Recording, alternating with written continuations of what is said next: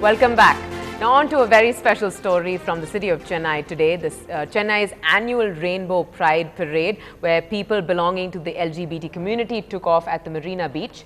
They were joined by the straight supporters for celebrating with who they are. Now, the parade also celebrates the High Court decision in 2009 that decriminalized consensual sex between same-sex couples, ruling that Section 377 of the Indian Penal Code a violation of fundamental rights.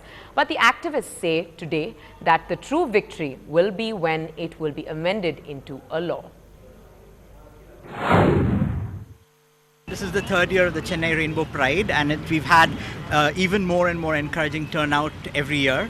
And we have people who've come from all over the country. We've had people from Delhi and Hyderabad and Bangalore and small towns in Tamil Nadu have come up here. And our demands continue to be as before in terms of the constitutionality and reading down of the 377.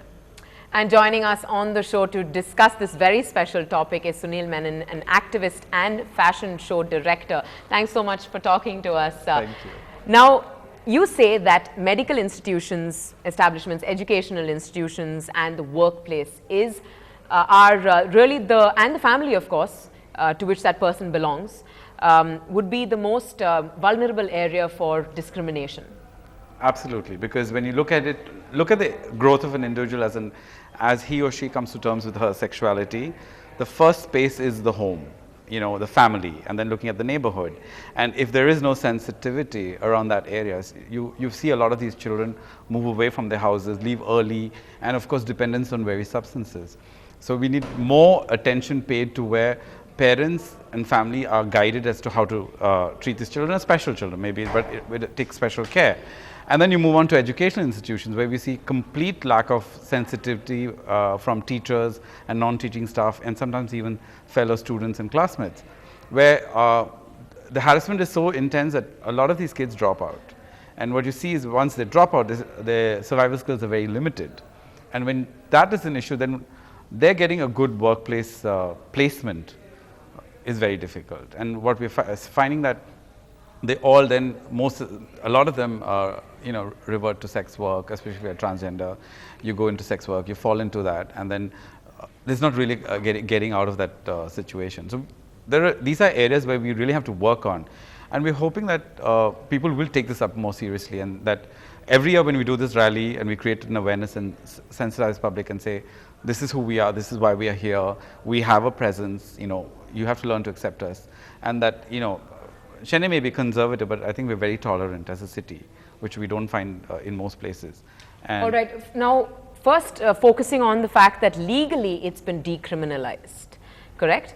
But that's according to, of course, if you would ever, find police actually stopping you. But on the other hand, it is also far more towards affecting a person's mind if you have harassment. So what is the step towards reducing harassment really towards that particular person that is in that community? First of all, the individual needs to know that these are his or her rights, so that should not be vulnerable to give in to that harassment.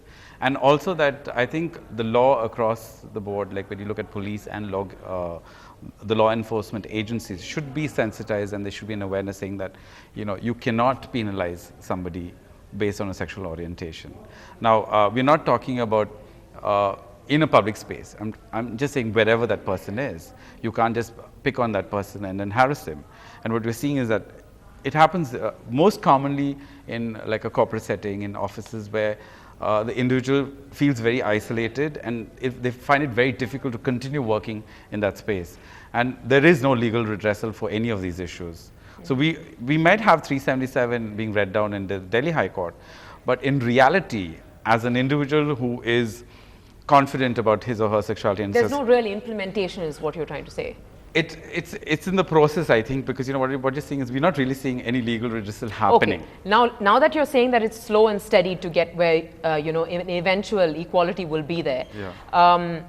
what is the step that you'd like to take immediately now, here on forth, after the fact that it's been decriminalized? What's the next step that you would like to take personally? See, one of the suggestions was that, of course, this has to be a law across the country. It can't be just a Delhi High Court ruling. It has to be enforced that this law is applicable throughout the country.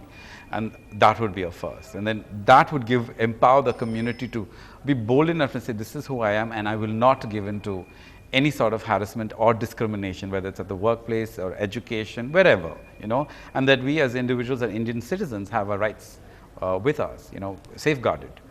The whole fear is that, you know, I can get caught anytime under some whimsical pretense and then, you know, be penalized for that.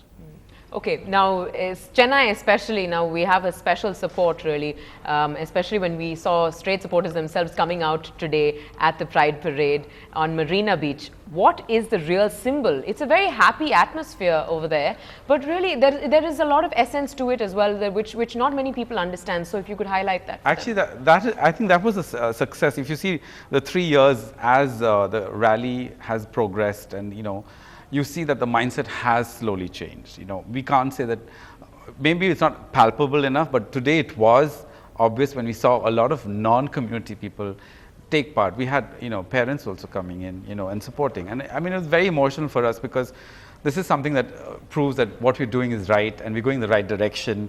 Slow and steady, but then we are there and we have all the right people supporting us, and it really felt really good, you know. All right, now that you're saying Tamil Nadu is going in the right direction, we know what our first steps have been so far. So do tell us what the other states are doing if you have any familiarity on that ground. See, all the other states are having rallies. What I will be doing right from here is going and joining the Kerala support groups in Thrissur, and July 2nd on Saturday is when we are having the second rally. Now July 2nd, if you remember, was when the Delhi High Court did the ruling. So they chose that date, and so July 2nd, this is the second time in Kerala we're doing it. So I'm going to be part of that, and they've asked me to be a speaker also. I think also the connection was that basically coming from Kerala, and you know, they just wanted me to bring my experience over there and then speak about what we've been doing here, because I'm really proud to be part of the Chennai scene, because I don't think I would have evolved as a person if it hadn't been for the support that I had in Chennai. And we slowly see that Tamil Nadu has been a role model in every sphere, especially with LGBT issues, for the rest of the country. And we're very proud of that.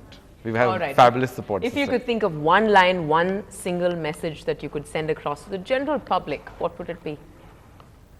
I think just you know, do not discriminate just based on someone's preferences or orientation. I think we should just learn to respect each other. Simple. It's just basically respect each other, and that we have to love everybody no matter what, you know. All right. Thanks so much, Sunil Menon, for really coming out today, especially on this special day of the Pride Parade, which has taken place today, and everybody has played witness to it. So it really has sort of made a mark that we are going forward in the state of Tamil Nadu and setting an example going forward with the rest of the country. Thanks so much for joining us and talking about this special issue. All right. We'll slip into a short break here on the bulletin, but coming up ahead, from one sporting legend to another, as Wimbledon brings the Master Blaster and Grand Slam champion together under one roof. That's coming up.